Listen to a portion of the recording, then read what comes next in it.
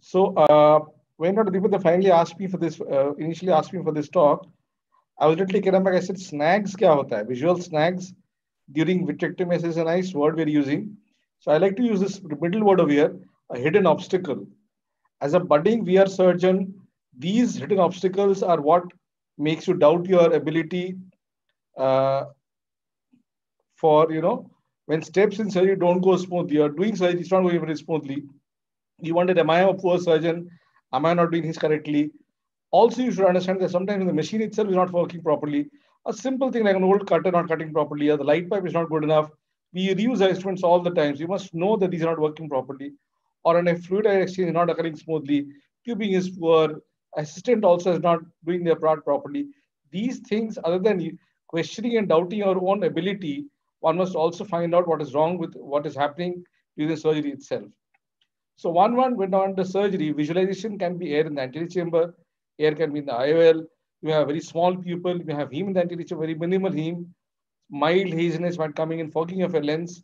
These are a few things which might occur and cause snags while doing your visualization snags when you're doing your surgery. I quickly have put in a slide over here. The basic idea of VR study is not able to see the retina properly. That is in sharp focus. I have always told our fellows do a refraction properly, your own refraction properly. Make sure you adjust your microscope piece before you sit down for surgery. Adjust the power over there, the IPD properly, because that itself sometimes makes you feel you're not doing a good job. Position your microscope clearly. Look at the lens that you're using, whatever it is, reside, bio, whatever you're doing. Make sure it's a nice, clean lens. That itself can cause when you want to get into surgery, and you want to sit down and start doing surgery quickly. Make sure that the cornea is clear, you're not missing something. We have small haze in the cornea, but make sure that these do not hamper your surgery. A small thing like these air bubbles, you go inside thinking a chota mota air bubble hai kya, it's okay, things, let me start vitrectomy. And you're doing, you can see everything over here. You see small air bubbles here. Now they're a little bit more over here. You're doing vitrectomy here, you're finding it okay. You're lazy to go and remove these air bubbles. And you're proceeding over here, nice again. Must acknowledge video by Dr. Rajan Reddy. Nice. He's putting out with the fluid over here. Bubbles are increasing slowly. The point remains that your concentration is here, but if something wrong is happening, you're not going to see it. So one should not be lazy at this point of time to stop surgery, remove those air bubbles, and proceed with surgery. You're concentrating over here, and suddenly you can see air bubbles coming in over here. Something is wrong. You're tubing, the way you're doing things, you're still continuing. You've not figured out what's happening. Then suddenly you can't see. When you come out, you say, "Oh, air bubble in the anterior chamber." Now, these you should have stopped surgery in the beginning itself, reassess what's happening, what is the uh, why am I not seeing properly, where the variables coming from. So these small steps should be taken care of when they are small only. One should not, go on with my surgery and then when you're in a big trouble, then go to think. Again, small bubbles here, get rid of it. Simple trick, put in the jelly over there, clean it up and start your surgery. Very small but essential things. I'll play the video again. Right. So what I was trying to show over there is small air bubbles. Oh, let me see how much I can see inside. Once I start, then I'll decide. अपने आप निकल जाएगा. Those things will not happen. You have to proactively get into these small snacks and proceed to the surgery. You have air in the anterior chamber. You've done the phaco, your colleague has done the phaco, combined surgery, small few bowels in the anterior chamber. You are in a hurry to finish, start doing vitrectomy. No. Go in, if there are small bubbles stuck to the corneal surface, use the IA, remove them, or put in what you want. You want to put in visco, you want to wash out the anterior chamber, but finish off those small bubbles.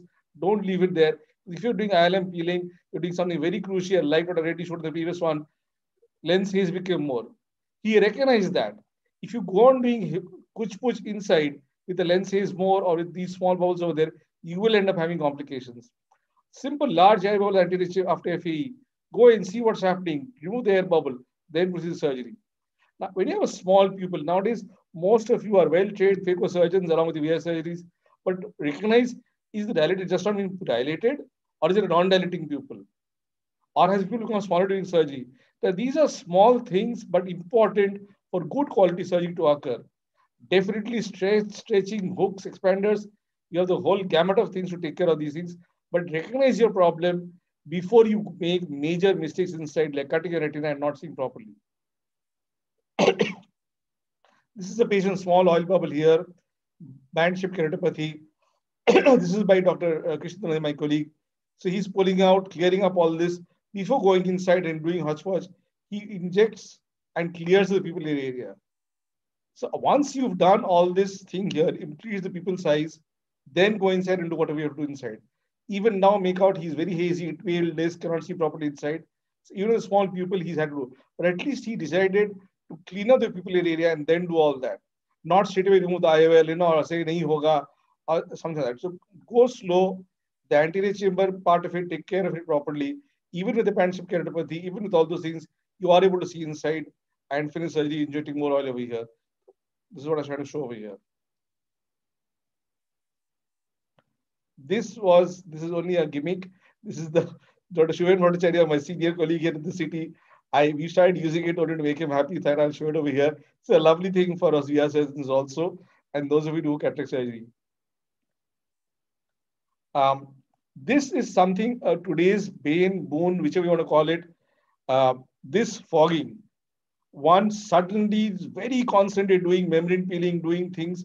You can't see properly. You must recognize this.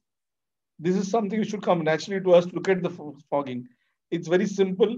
One can put in the cotton, what I showed in the, yeah. So once you recognize that it's there, you must, it's a simple thing. AC, air fan, putting a small cotton pinch over there, putting something on the nose, double masking, putting two drapes, whatever you want to do all these small gimmicks, but at least recognize this fogging. Do not continue surgery with this fogging over there. Right. So this is again a poor view. This is, I think my fellow was, this is Dr. Reddy's thing. Going on surgery over here, not very clear view. Something is happening, doing some surgery, suddenly can see posterior pole, and wondering what's happening there. You can see disc over there, and can't make out details and details too much. One must stop at this stage to reassess why am I not having a clear view of the retina. Like I said, again, simple fogging, a little bit over here. So these steps cannot be gone ahead without making sure that you're fogging, cornea, IOL, small air bubbles, all these should be taken care of before you actually proceed surgery. And like I said, that your refraction sounds very stupid, but I found multiple VR surgeons having difficulty with surgery, not seeing properly because the micro is not well positioned, they're not sitting properly, their chin is not up, and all these are very small things. But I think when you start your surgery and you're doing long 3, 4, 5 surgeries, one tends to bring down the level of concentration because the fifth or fourth or fifth surgery, and it's important at that time to have very clear, sharp view of the retina. Just one last small video. So this is an air in the anterior chamber already. One must go inside and create an inferior PI as routinely as possible.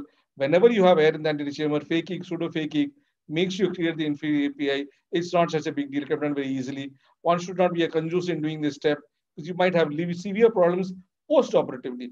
Not per-operatively, maybe not so much, but post-operatively you might have problems. So inferior PI in a pseudo-phakic patient is very important on the table itself. So the take-home message is, don't doubt yourself, you can't see retina well. I repeat that, but don't keep thinking, I am a poor surgeon.